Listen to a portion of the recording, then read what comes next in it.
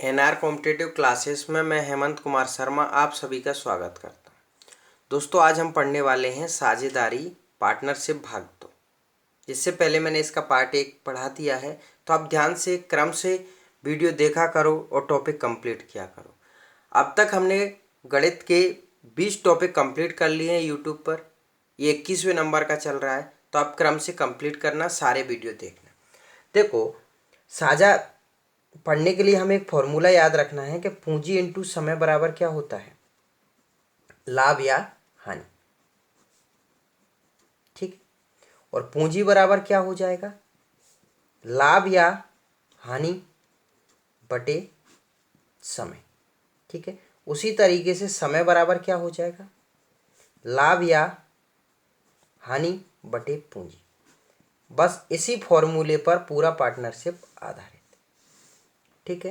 अब पहला प्रश्न देखते हैं इस वीडियो का। राम और श्याम क्रमशः 60,000 और 80,000 रुपये लगाकर व्यापार शुरू किए, परंतु 6 माह बाद राम 40,000 रुपये और निवेश कर दिया, जबकि 9 माह बाद श्याम 20,000 रुपये वापस कर लिया। एक वर्ष के अंत में कुल 93,000 रुपये का लाभ हुआ। प्रत्येक का लाभांश ज्ञात कीजिए। देखो, अपने खाते से समझना है आपको। जैसे मान के चलो कि तुम्हारे खाते में 60,000 रुपये थे।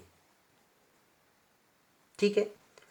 6 महीने तक थे, प्लस 40,000 रुपये और लगा दिए, तो मतलब तुम्हारे खाते में अब कितने हो गए, 1 लाख हो गए। इकाई, दहाई, सैकड़ा, हजार, 10,000, लाख।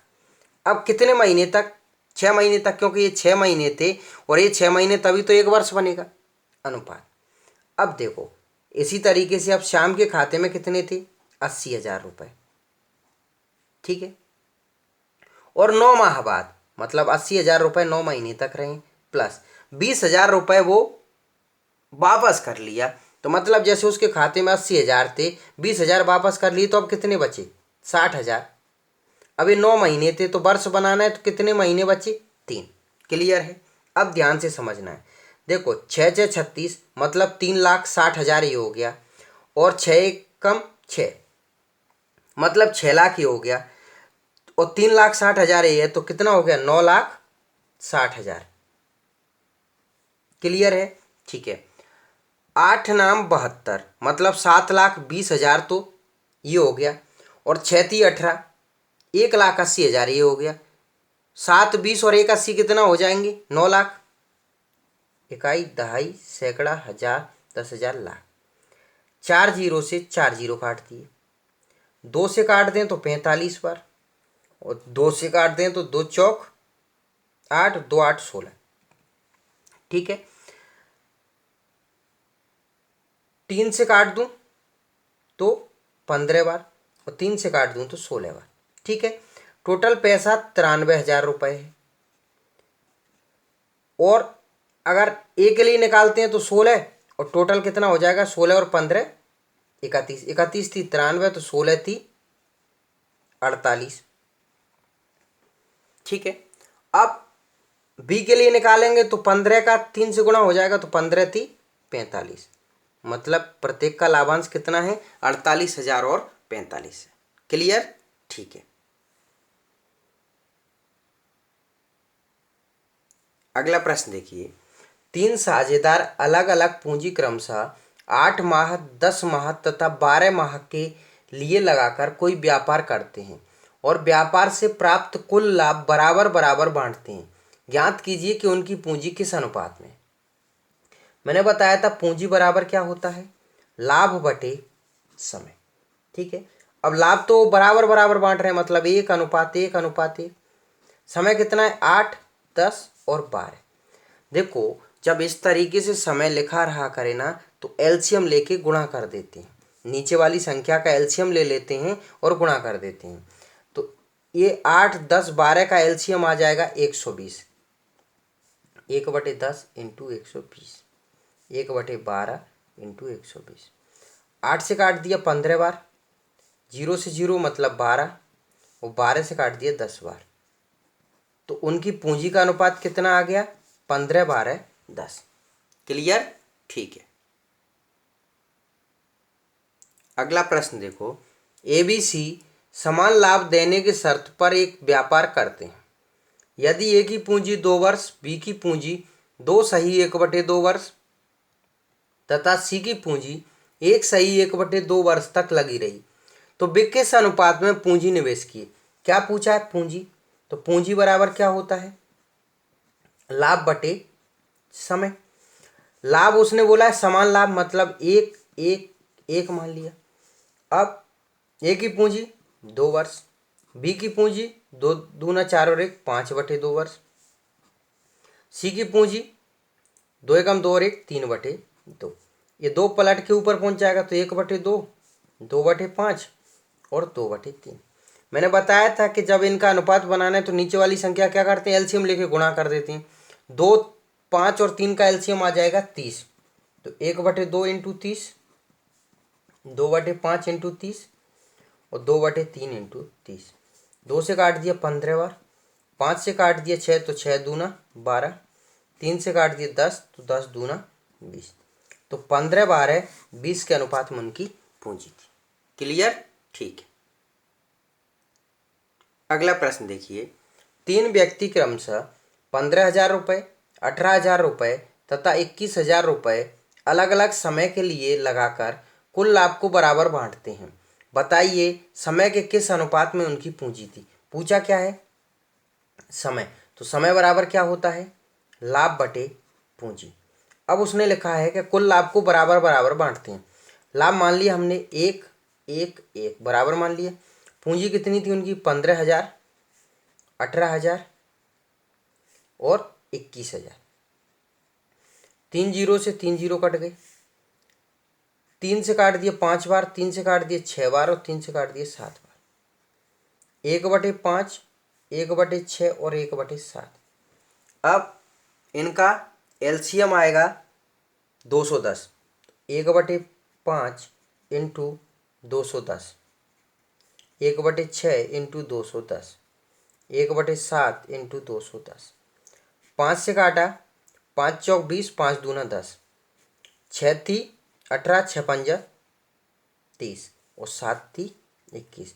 मतलब 42, 35 और 30 के अनुपात में उनका समय था। ठीक। अगला प्रश्न देखिए। एक व्यापार में एबीसी द्वारा निवेशित की गई पूंजियों में 3:2:5 का अनुपात है। समान लाभ प्राप्त करने के लिए उनकी पूंजी समय के किस अनुपात में लगानी पड़ेगी। क्या पूछा है? समय। तो समय बराबर क्या होता है? लाभ बटे पूंजी। अब समान लाभ प्राप्त करना है, मतलब 1 1 1 हमने मान लिया समान हो गया। पूंजी कितनी थी? 3 2 और 5। इनका 3 2 5 का एलसीएम आ जाएगा 30। तो 1/3 इंटू 30, 1/2 इंटू 30 और 1/5 इंटू 30। 3 से काटा 10 बार, 2 से काटा 15 बार और 5 से काट दिया 6 बार। तो 10 15 6 उनके समय का अनुपात। ठीक है। अगला प्रश्न देखिए। एबीसी क्रमशः 2 लाख, 1.5 लाख तथा 1 लाख रुपए अलग अलग समय के लिए निवेशित करते हैं। यदि वे 26 माह के अंत में कुल लाभ को बराबर बांटें तो बी की पूंजी कितने माह तक लगी रहे। ठीक है। अब देखो, लाभ बराबर बराबर बांट रहे हैं और समय निकालना है, तो समय बराबर क्या होता है? लाभ बटे पूंजी। ठीक है। लाभ कितना है हमारा? बराबर बराबर बराबर। इसके कितने? 2 लाख। ठीक है। तो इकाई, दहाई, सैकड़ा, हजार, 10,000, लाख। इसके कितने? 1.5 लाख। इकाई, दहाई, सैकड़ा, हजार, 10,000, लाख। ये हो गया 1.5 लाख, मतलब 1,50,000। और इसकी कितनी? 1 लाख। तो इकाई, दहाई, सैकड़ा, हजार, 10,000, लाख। 4 जीरो से ये 4 जीरो कट गए। ठीक है। तो 1/20 अनुपात 1/15 अनुपात 1/10। अब इनका अनुपात बनाना है तो एलसीएम लेके गुणा कर देते हैं। तो 20 15 10 का एलसीएम आ जाएगा 60। तो 1/20 इंटू 60, 1/15 इंटू 60, 1/10 इंटू 60। 20 थी 60, 15 चौक 60 और 10 6 60। ये समय का अनुपात हो गया। टोटल समय हमारे पास 26 महीने हैं और पूछा किसका, बी का। तो बी का कितना है यहाँ से 4/6 4 10 और 3 13, 13 दूना 26, तो 4 दूना 8। तो बी का पूंजी कितने समय तक लगी रही, 8 महीने। क्लियर, ठीक। अगला प्रश्न देखिए, एबीसी ने मिलकर एक व्यापार आरंभ किया। कुल पूंजी का 1/3 भाग ए ने लगाया तथा बी ने उतनी पूंजी लगाई जितनी ए तथा सी ने मिलकर लगाई। वर्ष के अंत में 23,520 रुपए के लाभ में से सी का भाग कितना है। देखो, कुल पूंजी का 1/3 भाग एक ने लगाया है, तो मैंने कुल पूंजी 3 मान ली। ठीक है, 3 का 1/3 कितना हो गया, 1। 3 का 1/3 निकाल लिया। तो एक पूंजी तो ए ने लगाई है। क्वेश्चन में लिखा है कि बी ने उतनी पूंजी लगाई जितनी ए और सी ने लगाई, मतलब आधे में ए और सी हैं और आधे में बी है। तो 3 का आधा क्या हो गया, 1.5। अब ये देखो कि ये कितना है, 1 और ये हो गया 1.5, तो सी के लिए कितना बचा, 0.5, क्योंकि ये भी कितना हो गया 1.5 और ये 1.5 हो गया। आधे में बी और आधे में ए और सी। अब वर्ष के अंत में, मतलब एक एक वर्ष के लिए, तो इसमें 1 का गुणा करें, ठीक है, 0.5। तो ये लाभ का अनुपात बन गया। अब टोटल पैसा कितना है हमें, 23,520। किसके लिए निकालना है, सी। तो सी का कितना है 0.5 बटे टोटल कितना है 1 और 1.5, 2.5 और आधा 3। ठीक है, पॉइंट हटाएंगे तो यहाँ 0 आ जाएगा, 0 से 0 कट जाएगा, 3 से काट दें तो 7 21, 2 बच गया ते 8 24 ते चौक 12। ठीक है, 5 चौक 20 की 0, हासुल की 2, 8 5 40 और 2 42 की 2, हासुल की 4, 7 5 35 और 4 39। तो 3,920 रुपये सी का भाग था। क्लियर है, ठीक है। अगला प्रश्न देखो, एबीसी ने मिलकर व्यापार आरंभ किया तथा 7/2 4/3 और 6/5 ये इनका अनुपात में धन लगाया। 4 माह बाद ए ने अपने भाग में 50% की वृद्धि कर दी गई। यदि वर्ष के अंत में कुल लाभ 21,600 रुपये का हुआ हो तो बी का भाग कितना है। देखो, 7/2 अनुपात 4/3 अनुपात 6/5 के अनुपात में उन्होंने धन लगाया। अब इनका अनुपात बना लेते हैं, एलसीएम लेके गुणा कर देते हैं। 2 3 5 का एलसीएम आ जाएगा 30, तो 7/2 इंटू 30, 4/3 इंटू 30 और 6/5 इंटू 30। 2 से काट दूं 15 बार, 10 बार, 6 बार, तो 15 सत्ते 105, 10 चौक 40 और 6 6 36। ये उनकी पूंजी का अनुपात हो गया। अब बोला है कि 4 माह बाद ए ने अपने भाग में 50% की वृद्धि कर ली, मतलब 105 उसकी पूंजी 4 महीने तक लगी रही है। 4 महीने बाद इसमें 50% की वृद्धि कर लिया, मतलब 105 में 50% की वृद्धि, मतलब 150/100 और कितने महीने, 8, क्योंकि वर्ष बनाना है। बी की 40 पूंजी 12 महीने और 36 पूंजी सी की 12 महीने, क्योंकि बी और सी में कुछ भी नहीं किया है फेरबदल। ठीक है, ये हो जाएगा 5 चौक 20 420 प्लस 50 30 150, 50 दूना 100, 2 चौक 8 4 30 12, 12 पंजा 60, मतलब ये हो जाएगा 1260। अनुपात 40 इंटू 12 अनुपात 36 इंटू 12, 1260 और 420 ये हो जाएगा 1680। अनुपात 40 इंटू 12 अनुपात 36 इंटू 12। अब काट लेते हैं 12 12, 12 कम 12, 12 चौक 48, 140 40 और 36, 4 से काट दिया, 4 नाम 36, 4 10 40 और 4 ती 12 और 4 पंजा 20, मतलब 4 35 140। ठीक है, अब पूछा क्या गया है कि बी का भाग, टोटल पैसा कितना है 21,600।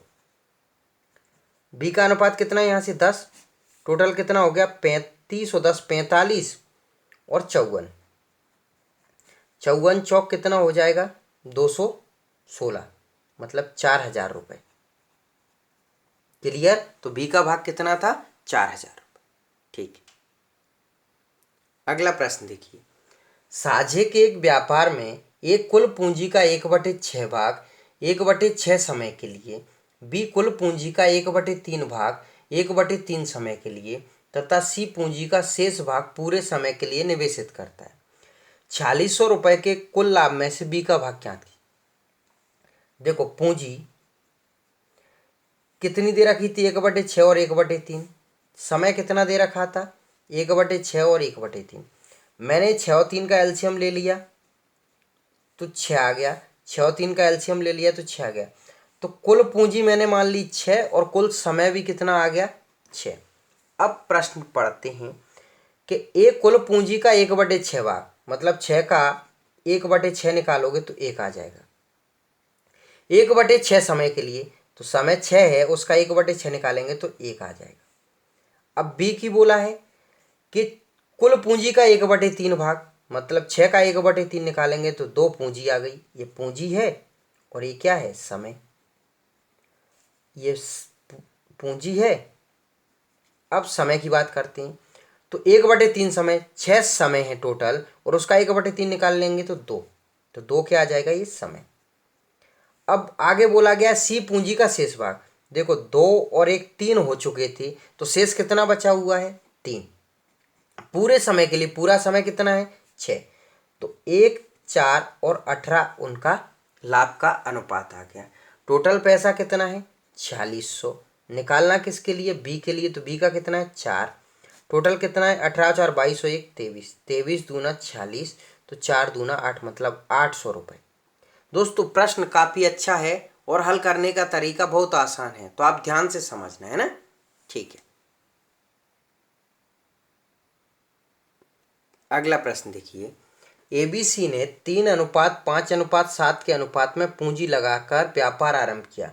एक वर्ष बाद सी ने 3,37,600 रुपये और लगाए तथा ए ने 45,600 रुपये निकाल लिए। अब निवेशित धनों का अनुपात 24:59:167 हो गया। आरंभ में ए ने कितना धन लगाया? तो देखो, 3 और 5 और 7 के अनुपात में वो धन था। ठीक है, अब देखो, एक वर्ष तक था तो इसमें एक एक का इंटू करेंगे, बराबर हो जाए, कोई देख। अब एक वर्ष बाद सी ने तो इसमें निवेश किया है, मतलब बी का जैसा का जैसा लिखे रह देता हूँ, और सी 7x निवेश किया है मतलब 3,37,600 और हो गया, पहले से इतना था।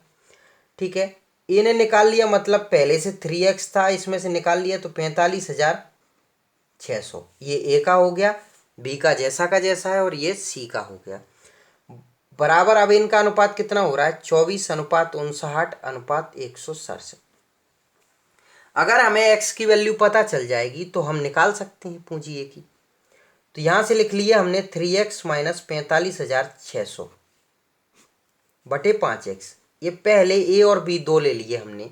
ठीक है, तो यहां से भी हम ए और बी ले लें, 24/59।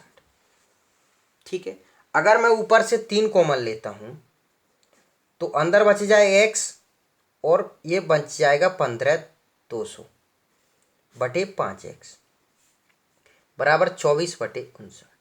3 से काट दिया, 8 24। अब इसका इधर गुणा कर देता हूँ तो 59x माइनस 15,200 इंटू 59 बराबर 8 पंजा कितना हो जाएगा? 40x। अगर 40 इधर आएगा तो 19x बराबर 15,200 इंटू 59। ठीक है, यहाँ तक ये कट जाएगा। 19 अट्ठे 152। तो x बराबर कितना आ गया? 800 इंटू 59। और हमें चाहिए 3x, तो 3 का और गुणा कर लेते हैं। पहले तो ये 2 0, 8 नाम 72 की 2, हासुल की 7, 8 5 40 हो, 7 47 मतलब 47,200 आ गया। अब इसमें अगर 3 का और गुणा कर दें तो एक ही वैल्यू आ जाएगी। तो 0 0 3 दूना 6, 7 ती 21 की, 1 हासिल की 2, 4 ती 12, 2 14, तो 1,41,600 एक ही पूंजी थी। ठीक है दोस्तों, काफी अच्छा प्रश्न था, आराम से समझना है, हल करना है ना। ठीक है, अगला प्रश्न देखो। सोनल और रवि मिलकर किसी घास के मैदान को 10 महीने के लिए किराए पर लेते हैं, जिसका किराया 80 रुपये प्रति माह है। देखो 10 महीने के लिए 80 रुपये प्रति माह से देंगे तो टोटल किराया कितना हो गया 800। सोनल की 10 गायें 7 महीने के लिए चरती हैं, तो ज्ञात कीजिए कि रवि शेष महीने के लिए कितनी गायें चराएं यदि वह 100 रुपये सोनल से अधिक किराया देता हो। ठीक है, अब देखो रवि की, सोनल की तो 10 गायें 7 महीने के लिए चरती हैं, रवि शेष महीने के लिए, शेष कितने महीने, 3 महीने, गायों का पता नहीं है। ठीक है, अब बोला है कि 100 रुपये अधिक देता है सोनल से, अब इन दोनों में 100 रुपये का डिफरेंस होना चाहिए। ठीक है, और टोटल कितना होना चाहिए 800। अब देखो 400 बराबर बांटेंगे तो इनमें 100 रुपये का डिफरेंस नहीं है, ये तो बराबर हो गए। अगर 350 और 450 रखेंगे तो 100 रुपये का डिफरेंस होगा और 800 भी हो जाएंगे, तो इसके कितने हो गए 350 और इसके कितने हो गए 450, क्योंकि रवि अधिक दे रहा है सोनल से। 0 से 0, 5 7 35 और 5 नाम 45, 7 से 7 कट गया, 3 से 3 कट, 9 3 बार में कट गया, 10 30 बराबर x। ठीक है, तो रवि की कितनी गायें थी 30। क्लियर। ठीक है, अगला प्रश्न देखो। ए बी तथा सी मिलकर एक व्यापार आरंभ करते हैं जिसमें बी की पूंजी ए की पूंजी की 2 गुनी है और सी की पूंजी की 3 गुनी है। मतलब बी जो है वो ए का तो 2 गुना है और सी का 3 गुना है। वर्ष के अंत में 3300 रुपये का लाभ होता है जो कि कुल पूंजी का 1/10 भाग है। ए की पूंजी कितनी, देखो अब हमें बी को सी से तो 3 गुना रखना है और ए से 2 गुना रखना है। ठीक है, तो अगर सी हमने 2 माना तो ये 3 गुना 6 हो जाएगा और इससे 2 गुना रखना है तो 3 हो जाएगा। मतलब 3 6 2 के अनुपात में उनकी पूंजी है। ठीक है, अब बोला गया है कि वर्ष के अंत में 3300 रुपये का लाभ होता है। लाभ कितना हुआ 3300, जो कुल पूंजी का 1/10 भाग है। मतलब 1/10 बराबर कितना हो गया 3300, तो 1 बराबर कितना हो गया 33,000। एक का मतलब होता है कुल, तो कुल पूंजी कितनी है 33,000। अब पूछा किसका है, एक ही पूंजी, तो एक ही कितनी थी इंटू 3 बटे टोटल कितना 6 और 3 9 2 11, 11 3 33, तो 3 3 9,000, तो एक ही पूंजी कितनी थी 9,000। क्लियर। ठीक है, अगला प्रश्न देखो। ए ने 1200 रुपये लगाकर एक व्यापार आरंभ किया। बी तथा सी असमान पूंजी लगाकर 3 महीने तथा 6 महीने बाद व्यापार में सम्मिलित हो गए। यदि वे वर्ष के लाभ को क्रमशः 2:3:5 के अनुपात में बांटें तो बी की पूंजी कितनी थी। देखो ए की पूंजी 1200 रुपये थी, पूरे वर्ष तक थी। अब बी की पूंजी हमने मान ली x और 3 महीने बाद आया है तो कितने महीने तक रहा है 9 महीने तक। सी की पूंजी मान ली हमने y क्योंकि असमान पूंजी है और ये 6 महीने बाद आया है तो 6 महीने के लिए रहा है। ठीक है, बराबर इनका लाभ का अनुपात कितना है 2:3:5। यहां से हम ए और बी को ले लेते हैं, तो यहां से भी हम ए और बी को ले लेंगे 2/3। 3 से काट दिया 3 बार, 3 से काट दिया 4 बार, 2 से काट दिया 2 बार, तो 12 दूना 24, 2400 बराबर क्या आ गया x। तो बी की पूंजी कितनी थी 2400 रुपये। दोस्तों पार्टनरशिप काफ़ी अच्छा टॉपिक है। मैंने टोटल आपको दिख रहा है ये 25 क्वेश्चन लिए हैं, 2 पार्ट में लिए हैं, तो आप क्रम से वीडियो देखा करो। इस वीडियो के साथ ही हमारे यूट्यूब पर 21 टॉपिक कंप्लीट हो चुके हैं। अगला जो वीडियो रहेगा वो 22वें नंबर के टॉपिक का रहेगा।